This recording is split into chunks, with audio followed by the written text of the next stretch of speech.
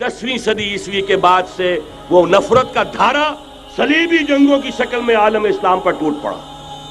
और उसके बाद हाल ही में जो फतह इन्होंने हासिल की, नोट कर लीजिए कि जहां तक प्रोटेस्टेंट मजहब का ताल्लुक है वो तो पहले से इनकी जेब में था। ये वेस्ट का लफ्ज आपने पढ़ा होगा और अखबारात में आता रहा। खलीज की जंग के दौरान वेस्ट एक तो कहते हैं ये भीड़ जो काट जाती है, मुंह सूज जाता है, एक वेस्ट मुखफ़फ़ है। व्हाइट एंग्लो सेक्सन प्रोटेस्टेंट्स, सबसे पहले यहूद ने उन्हें शिकार किया, अपना आलाकार बनाया।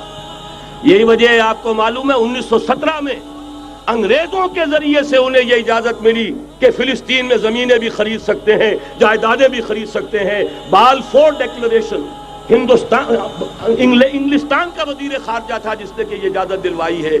वरना यह कि खिलाफत उस्मानिया जब तक कायम रही है, खलीफा उस्मानी तुर्क खलीफा ने इजाजत नहीं दी, इसलिए कि हजरत उमर रजी अल्लाह तआला अन्हु ने, यह भी अब तारीख की एक हकीकत बयान कर रहा हूं जो शायद बहुत से हजरात के इल्म में न हो, कि जब यरूशलेम के ईसाइयों ने सरेंडर किया है यरूशलेम, हजरत उमर आए हैं, तशरीफ लाए हैं मदीना मुनव्वरा से चार्ज लेने के लिए। उस वक्त जो ट्रीटी लिखी गई है, जो मुआहदा हुआ है, उसमें वहां के यहूदियों, यहाँ के ईसाइयों ने तय कराया था कि यहाँ आप यहूदियों को आबाद होने की इजाजत नहीं देंगे। यहूदी आ सकता है, ज़ियारत कर सकता है, अपने मकामात मुक़द्दसा को आकर देख सकता है, यहाँ आबाद नहीं हो सकता। और ये कौन शर्त रख रहा है? ईसाई। उस वक्त तक ईसाइयों की दुश्मनी यहूदियों के साथ इस दर्जे में थी। और यही हजरत उमर रजी अल्लाह तआला अन्हु की वो शर्त थी कि सलातीन उस्मानिया, खुलफाए उस्मानिया ने भी, हालांकि यहूदियों ने बड़ी से बड़ी रिश्वत देने की कोशिश की है, सुल्तान अब्दुल हमीद खान को यूं समझिए कि सीमो जर से खरीदने की कोशिश की है, लेकिन इसके बावजूद उनका कि जो फैसला हजरत उमर कर गए थे, जो कमिटमेंट रजी अल्लाह तआला अन्हु उनकी है, मैं उससे सरे मुंह इनहराफ नहीं कर सकता। असल में उसी की तो सदा है जो फ्री मेसनरी के जरिए से खिलाफत का खात्मा कराया गया, कि यही सबसे बड़ी रुकावट है। अगर खिलाफत खत्म न होती और अगर कहीं जिहाद का ऐलान खलीफा उस्मानी की तरफ से हो गया होता, तो ये कही थी बात जब हजरत शेखुल हिंद रहमतुल्लाह अलैह जब ये असीरी में थे माल्टा में, तो वहां का अंग्रेज कमांडेंट उसने चूंकि वो कुछ मुरीद हो गया था या कम से कम अकीदतमंद हो गया था, एक रोज हजरत शेखुल हिंद ने उनसे सवाल किया उस शख्स से कि आप लोग हमारी खिलाफत के पीछे क्यों पड़े हुए? ये तो बीमार, तुम खुद कहते हो, यूरोप का मर्दे बीमार तुर्की, आपको क्या डर है इससे? आप क्यों इस बेचारी खिलाफत के दर पे हैं? उस शख्स ने जवाब दिया था, मौलाना इतने भोलपन के साथ बात ना कीजिए, हम भी जानते हैं, आप भी जानते हैं, अगर कहीं खिलाफत उस्मानिया की तरफ से जिहाद का ऐलान हो गया तो पूरे आलम इस्लाम से लाखों मुसलमान अपने सरों से कफन बांध कर निकल आएंगे। आज इस गए गुजरे दौर में भी इस कमजोर और यूं समझिए कि नाम नेहाद खिलाफत के अंदर इतनी जान है, इतनी ताकत, लिहाजा उसको खत्म किया गया। और खत्म कराया गया किन के जरिए से?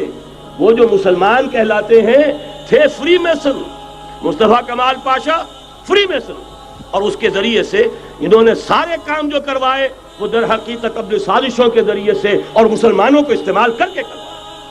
बहरहाल बात लंबी हो रही है।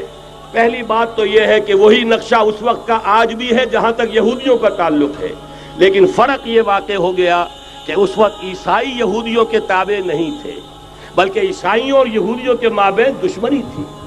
आज यहूदी ईसाइयों पर मुसल्लत हो चुका है। फरंग की रगे जहां पंजे यहूद में है, और आज के फरंग का लीडर अमेरिका है।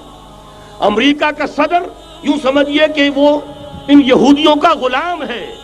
मजाल नहीं कि उनकी मर्जी से इधर से उधर हो जाए, और अगर कोई गलती से इधर से उधर हो जाए तो उसका पत्ता चाक हो जाएगा।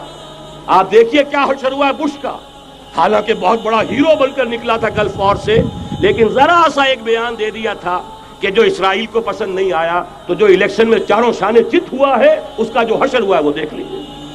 तो पहली बात तो ये समझ लीजिए कि आज भी यहूदी, ये न्यू वर्ल्ड ऑर्डर है, न्यू वर्ल्ड ऑर्डर, और इसमें ईसाई दुनिया उसकी आलाकार है। अब सूरत हाल क्या है? ईसाई दुनिया, मैं एक बात बता रहा था बीच में रह गई, कि जहां तक प्रोटेस्टेंट ईसाई थे वो तो पहले इनके हाथ में थे। हाल ही में इन्होंने जो फतह हासिल की है وہ کیتھولک عیسائیت کو بھی اپنے ہاتھ میں لے لیا ہے۔ چنانچہ پوپ صاحب نے فرمان جاری کر دیا ہے کہ ہمارے خداوند یسوع مسیح کے قتل کی ذمہ داری ان یہودیوں پر نہیں ہے، بری کر دیے گئے۔ 1900 برس کے بعد، بلکہ 2000 برس کے قریب ہو گئے، انہیں ایگزونریٹ کر دیا گیا، ایبسولو کر دیا گیا، ان پر ذمہ داری نہیں۔ نتیجہ یہ نکلا ہے کہ ابھی چند مہینے پہلے جو مذاکرات صلح کے ہو رہے تھے، جن میں یاسر عرفات بھی تھے اور یہ اسحاق رابین گیا ہوا تھا واشنگٹن، وہاں سے واپس آیا ہے تو روم میں رک کر پاپائے روم سے ملاقات کر کے تشریف لائے ہیں، انہیں دعوت دی ہے کہ یروشلم آئیے، اور ویٹیکان نے تسلیم کر لیا ہے اسرائیل کو، اور ویٹیکان کا اب جو ہے ایک ایمبیسی، اس کا جو ہے سفارت خانہ وہ یروشلم میں بننے والا ہے، اور پوپ صاحب بھی وزٹ کرنے والے ہیں۔ گویا کہ یہ گٹھ جوڑ اب مکمل ہو چکا، اب کہیں اس میں کوئی کمی نہیں رہی۔ اس یونائٹڈ فورس کے ساتھ یہ نیو ورلڈ آرڈر اس وقت عالم اسلام پر حملہ آور ہے۔ اب اس میں نوٹ کیجئے کہ اس وقت کی فضا ہے کیا۔ عالم اسلام میں سے عالم عرب ان کے شکنجے میں جا چکا، کیوں بنا کر کھڑے ہوئے ہیں اسرائیل کو ماننے کے لیے اور سر تسلیم خم کرنے کے لیے۔ انہیں بلا کر میڈرڈ میں پیش کیا گیا یہودیوں کے سامنے کہ تم جن کے ساتھ ایک ٹیبل پر بیٹھنے کو تیار نہیں تھے، میڈرڈ میں آؤ، آؤ اپنا قبرستان دیکھو، یہ اسپین کی سرزمین جہاں تم نے 800 برس حکومت کی تھی، یہ تمہارا قبرستان، یہاں آؤ اور بیٹھو اور ان کے ساتھ بات کرو۔ گئے تھے کہ نہیں تمام فرنٹ لائن سٹیٹس میڈرڈ میں؟ حالانکہ کوئی بین الاقوامی کانفرنس کبھی میڈرڈ میں نہیں ہوئی، یا تو یہ واشنگٹن میں، بعد میں وہ سارے معاملات واشنگٹن میں چلے، شروع وہاں سے کیا۔ اس لیے کہ نیوز ویک کا کچھ عرصے پہلے کور سٹوری جو تھی 1992 is the year of Spain. Why? 1592 was the year of the fall of Granada. 1492 میں 1492 میں غرناطہ کا سقوط ہوا، اور پورے آئیبیرین پیننسولا سے ایک ایک مسلمان بچہ نکال کر ختم کر دیا گیا، یا زندہ جلا دیے گئے، یا تہہ تیگ کر دیے گئے، یا جہازوں میں بھر بھر کر۔ اور آپ کو معلوم ہے میڈیٹرینین کی حیثیت کیا ہے، خلیج ہے، ایک معمولی سی خلیج، ادھر سے اسپین کا ساحل قریب آ جاتا ہے، اسپین کے ساحل سے جہازوں میں بھرا اور نارتھ افریقہ کے ساحل کے اوپر پھینک کر آ گئے۔ پورے ہسپانیہ میں جہاں 800 برس مسلمان کی حکومت رہی، ایک بچہ بھی مسلمان نام کا موجود رہا۔ یہ تھا 1492، اور اب آیا تھا 1992۔ 1992 is the year of Spain۔ اسی لیے ورلڈ اولمپکس رکھے گئے، وہاں دلہن کی طرح سجایا گیا ہسپانیہ کو، اور بلایا گیا، طلب کیا گیا، سمن کیا گیا تمام دول عرب کو، آؤ یہاں بیٹھو، اور یہاں بیٹھ کر اپنے ان یہودی دشمنوں کے ساتھ مصالحت کی بات شروع کرو۔ بہرحال نوٹ کر لیجئے، عالم عرب جا چکا ہے۔ کوئی دن کی بات ہے، میں سنسنی پیدا نہیں کرنا چاہتا، لیکن حالات اور واقعات سے نگاہیں بند کرنا بھی کوئی دانش مندی کی بات نہیں ہے۔ یہ ایودھیا کی مسجد شہید کی گئی، ابھی یہ ایک بہت بڑا مزار جو ہے شہید کیا گیا، اور اس کے ساتھ کئی مسجدیں شہید کی گئی۔ یہ سب کیا ہے؟ یہ مسلمانوں کی نفس دیکھی جا رہی ہے کہ کوئی غیرت اور حمیت نام کی کوئی شے باقی ہے۔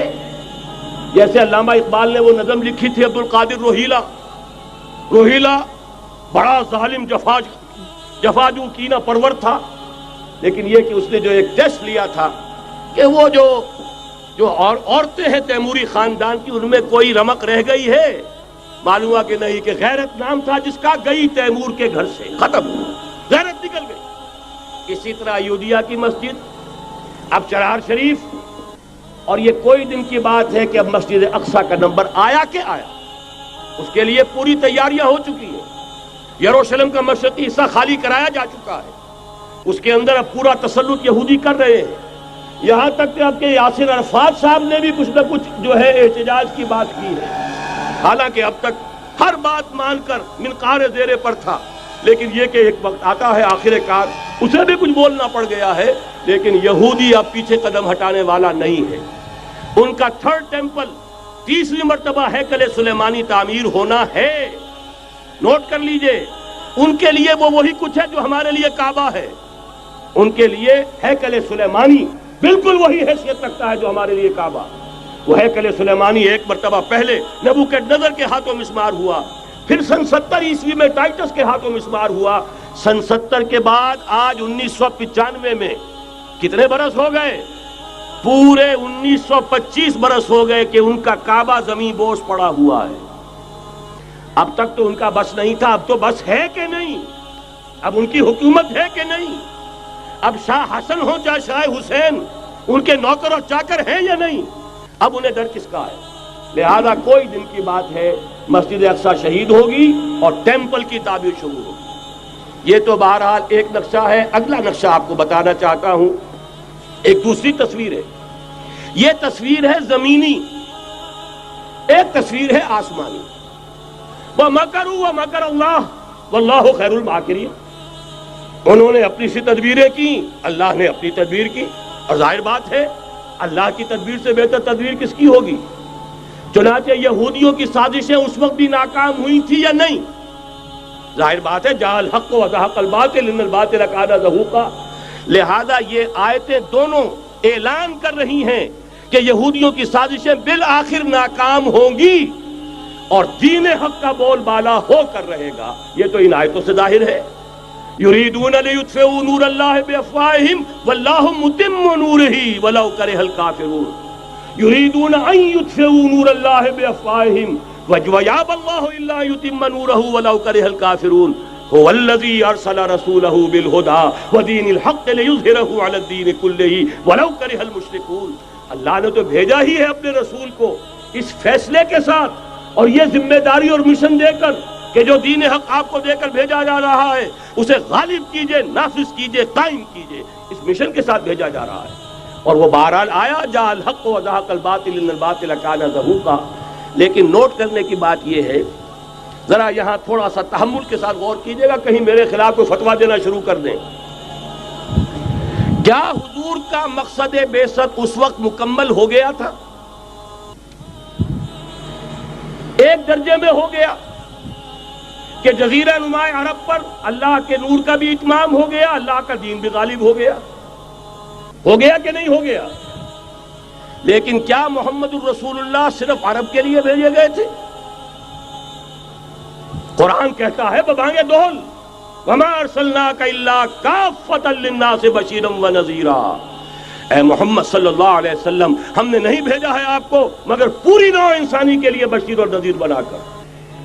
تو جان لیجئے کہ یہ مقصد بعثت محمدی صلی اللہ علیہ وسلم بتمام و کمال اس وقت پورا ہوگا جب کل عالم انسانیت پر، کل روئے ارضی پر اللہ کا دین اسی طرح غالب ہو جائے گا جس طرح کہ محمد رسول اللہ والذین معہ صلی اللہ علیہ وسلم ورضی اللہ تعالی عنہم اجمعین، ان کے ہاتھوں سے، ان کے ایثار سے، ان کی قربانیوں سے، جن کا نقشہ آپ کے سامنے مولانا کھینچ چکے ہیں، ان کے اثار، ان کی قربانیاں، ان کی محنت، ان کی جفاکشی، ان کی سرفروشی، ان کے جان تن من دھن لگا دینے کے نتیجے میں جیسے اس وقت غالب ہوا تھا کل روئے ارضی پر غالب ہوگا، تب کہیں جا کر مقصد بعثت محمدی مکمل ہوگا.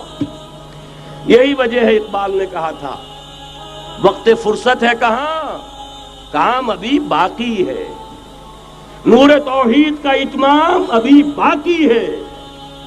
لیکن ساتھ ہی خوشخبری بھی دی تھی، یہ چمن معمور ہوگا نغمہ توحید سے. آئے گا وہ دور، یہ چمن معمور ہوگا نغمہ توحید سے، لازماً آ کر رہے گا. هي الحلقات تحفظني بآيات من القرآن، هي الحلقات تملأني بحب المصطفى